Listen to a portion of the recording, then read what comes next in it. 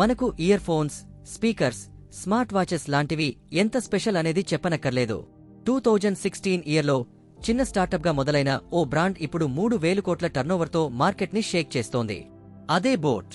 Hi friends, ఈ వీడియోలో మనం boat brand game changing strategies, వాళ్ల ఇన్నోవేషన్, ఇంకా మనం వాళ్ల నుండి ఏం నేర్చుకోవాలో తెలుసుకుందాం. మీరు ఈ వీడియో ఎండ్ వరకు చూస్తే బోట్ సక్సెస్ వెనక ఉన్న సీక్రెట్ మీకు తెలుస్తుంది. ఫ్రెండ్స్, మీ ఒక్క లైక్, షేర్ మరియు సబ్స్క్రిప్షన్తో నా కంటెంట్ మరింత మందికి చేరుతుంది. మీరు చేసిన చిన్న సపోర్ట్ నాకు చాలా పెద్ద మోటివేషన్ ఇస్తుంది. మనం ఇయర్ ఫోన్స్లో పాటలు వినడం, స్పీకర్స్తో బేస్ ఫీల్ అవ్వటం, స్మార్ట్ వాచ్తో ఫిట్నెస్ ట్రాక్ చేయడం, ఇవన్నీ మన జీవితంలో ఒక భాగంగా మారిపోయాయి. ఈ గ్యాడ్జెట్స్లో మనకు నచ్చే క్వాలిటీ, స్టైల్, అలాగే అఫోర్డబిలిటీని అందించడానికి ఒక బ్రాండ్ వచ్చింది. అదే బోట్. ఈ బ్రాండ్ని 2016 సంవత్సరంలో అమన్ గుప్తా మరియు సమీర్ మెహతా కలిసి స్టార్ట్ చేశారు. వాళ్లు ఒక చిన్న డ్రీమ్తో ప్రారంభించిన ఈ కంపెనీ ఇప్పుడు ఇండియన్ యూత్కి ఫేవరెట్ బ్రాండ్గా మారింది. మరి వాళ్లు ఈ స్థాయికి ఎలా చేరుకున్నారు? వాళ్లు ఏది ప్రాధాన్యంగా తీసుకున్నారు? మనం వాళ్ల నుండి ఏం నేర్చుకోవచ్చు? ఇప్పుడు మనం వీటి గురించి మాట్లాడుకుందాం. బోట్ స్టార్టప్ ఐడియా అమన్ గుప్తాకి మొదట్లో వచ్చినప్పుడు అతను ఒక బ్యాంక్లో వర్క్ చేసేవారు. కాని ఎలక్ట్రానిక్ గ్యాడ్జెట్స్ మీద అతనికి ఉన్న ప్యాషన్ అతన్ని ఆ ఉద్యోగం వదిలి జేబీఎల్ అనే గ్లోబల్ బ్రాండ్లో సేల్స్ డైరెక్టర్గా చేరేలా చేసింది. అక్కడ అతనికి మార్కెట్ ట్రెండ్స్, కస్టమర్ ఇష్టాలు వంటి అనేక విషయాలు అర్థమయ్యాయి. ఆ ఎక్స్పీరియన్స్తో అతను తన ఫ్రెండ్ సమీర్ మెహతాతో కలిసి కేవలం 30 లక్షల పెట్టుబడితో బోట్ అనే బ్రాండ్ని ప్రారంభించారు. వారి మొదటి ప్రొడక్ట్ ఏంటంటే ఐఫోన్ ఛార్జింగ్ కేబుల్స్.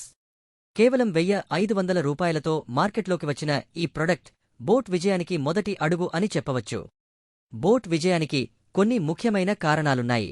బోట్ కస్టమర్లకు అఫోర్డబుల్ లగ్జరీ అందించింది. అంటే యాపిల్ లాంటి ప్రీమియం బ్రాండ్స్ కంటే తక్కువ ధరలో అదే లెవెల్ క్వాలిటీ ఉన్న గ్యాడ్జెట్స్ అందించింది.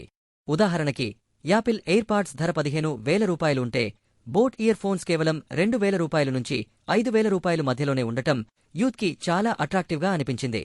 అలాగే బోట్ యూత్ సెంట్రిక్ మార్కెటింగ్ మీద ఫోకస్ పెట్టింది. యూత్ని టార్గెట్ చేస్తూ స్టైలిష్ మరియు ట్రెండీ గ్యాడ్జెట్స్ డిజైన్ చేసింది. హార్దిక్ పాండ్యా, కేఎల్ రాహుల్, రష్మిక మందన్న లాంటి యూత్ ఐకాన్లను బ్రాండ్ అంబాసిడర్స్గా పెట్టి యూత్లో బోట్ బ్రాండ్కి స్పెషల్ క్రేజ్ తెచ్చింది. ఇంకో విషయం ఏంటంటే బోట్ ఇనిషియల్ స్టేజ్లో ఆన్లైన్ ఫస్ట్ అప్రోచ్ అనే స్ట్రాటజీని వాడింది. మొదటగా తమ ప్రొడక్ట్స్ని అమెజాన్, ఫ్లిప్కార్ట్ లాంటి ఈకామర్స్ ప్లాట్ఫామ్స్లో మాత్రమే అమ్మింది. ఇది పెద్ద పెట్టుబడులు లేకుండానే పెద్ద మార్కెట్ను చేరుకోవడానికి సహాయపడింది. ఇప్పుడు వాళ్లు సొంత రీటైల్ స్టోర్స్ కూడా స్టార్ట్ చేశారు. బోట్ బ్రాండ్ ఇంకొక ముఖ్యమైన ఫ్యాక్టర్ ఏమిటంటే ప్రోడక్ట్ కస్టమైజేషన్. ఇండియన్ కస్టమర్ల అవసరాలను అర్థం చేసుకుని చెమట తట్టుకునే వైర్లెస్ ఇయర్ ఫోన్స్, పొడవాటి వైర్లతో ఉన్న ఇయర్ ఫోన్స్, అమ్మాయిల కోసం కలర్ఫుల్ హెడ్ ఫోన్స్ లాంటి డిఫరెంట్ వెరైటీస్ ఆఫ్ ప్రోడక్ట్స్ని తీసుకొచ్చారు. బోట్ సోషల్ మీడియా మీద ఎక్కువ ఫోకస్ పెట్టింది.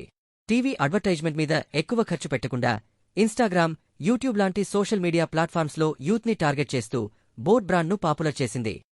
బోట్ ఇప్పుడు అంతర్జాతీయంగా 50కి పైగా దేశాల్లో విస్తరించి ఉన్నప్పటికీ వారు ఇకపై కొత్త ఎత్తులకు ఎదగడానికి రెడీగా ఉన్నారు.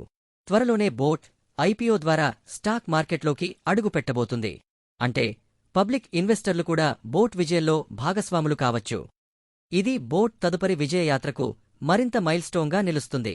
ఐపీఓ ద్వారా వచ్చే ప్రాఫిట్స్తో బోట్ ఇంకా ఎక్స్పాండ్ అయి కొత్త ప్రొడక్ట్స్ తీసుకురావడానికి రోడ్ మ్యాప్ వేస్తోంది. ఇది యూత్ ఫేవరెట్ బ్రాండ్గా మరింత స్ట్రాంగ్గా నిలవడంలో హెల్ప్ అవుతుంది. ఈ విధంగా బోట్ సక్సెస్ స్టోరీ మనకు కొన్ని ఇంపార్టెంట్ లెసన్స్ చెబుతోంది. మొదటిగా, మార్కెట్లో గ్యాప్ని గుర్తించండి. యాపిల్ కేబుల్స్కి ఉన్న ఇష్యూస్ని సాల్వ్ చేస్తూ తక్కువ ధరలో మంచి క్వాలిటీని అందించగలిగింది బోట్. మనం కూడా ఏ బిజినెస్ స్టార్ట్ చేయాలనుకున్నా మార్కెట్లో ఉన్న గ్యాప్ని గుర్తించడం చాలా ముఖ్యం. రెండవది, యూత్ని టార్గెట్ చేయడం. యూత్కి నచ్చేలా ట్రెండీ మరియు ఇన్నోవేటివ్ ప్రొడక్ట్స్ డిజైన్ చేయడం బోట్ విజయానికి కీలకమైన అంశం. మనం కూడా కస్టమర్ నడిపే మార్కెట్లో యూత్ను ఆకర్షించేందుకు ప్రయత్నం చేయాలి. మూడోది, affordable pricing is key. Quality తగ్గకుండా అందుబాటు ధరల్లో ప్రొడక్ట్స్ అందించడం కస్టమర్లను రీచ్ అవ్వడానికి చాలా ఉపయోగపడుతుంది. చివరగా, డిజిటల్ మార్కెటింగ్ని స్మార్ట్గా ఉపయోగించండి. టీవీ కంటే తక్కువ ఖర్చుతో సోషల్ మీడియా ద్వారా ఎక్కువ మంది కస్టమర్స్ని చేరుకోవడం బోట్ విజయానికి మరో కారణం. బోట్ స్టోరీ మనకు ఒక స్ట్రాంగ్ మెసేజ్ ఇస్తోంది. ఒక చిన్న ఐడియా ఎంత పెద్దదై ప్రపంచ హద్దులు దాటవచ్చో ఈ కథ చూపిస్తుంది. అమన్ గుప్తా తన ఉద్యోగం వదిలి కేవలం 30 లక్షలతో మొదలుపెట్టిన ఈ బ్రాండ్ ఇప్పుడు కోట్లలో టర్నోవర్ చేస్తోంది. ఆలోచించండి, పెద్దగా కలలు కండి, మొదటడుగు వేయండి. ఎలాంటి పరిస్థితుల్లోనైనా మీరు విజయవంతం కావచ్చు. చాలామంది అనుకుంటారు, నాకేం వస్తుంది, నా దగ్గర రిసోర్సెస్ లేవు, నేను చేయలేనని. చూడండి ఫ్రెండ్స్, ఫెయిల్యూర్స్ ఉంటాయి, డౌట్స్ ఉంటాయి, కానీ మిమ్మల్ని ఆపేది మీరు ఒక్కరే. జీవితంలో ప్యాషన్ మరియు పట్టుదల, ఈ 2 విషయాలు మీకుంటే చాలు. ఇప్పుడు మీరు కూడా ఒక స్టెప్ ముందుకు వేయండి. ఎప్పుడు మొదలవుతుందో, ఎక్కడ మొదలవుతుందో కాదు, ఎలా ముందుకు వెళ్తారనేదే కీలకం. బోట్ విజయానికి వెనుక ఉన్న రహస్యం అదే.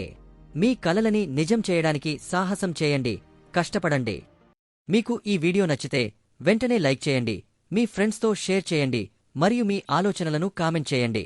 ఇలాంటి మరిన్ని ఇంట్రెస్టింగ్ వీడియోస్ మిస్ అవ్వకుండా ఉండాలంటే నా ఛానల్కి సబ్స్క్రైబ్ చేసి బెల్ ఐకాన్ నొక్కేయండి.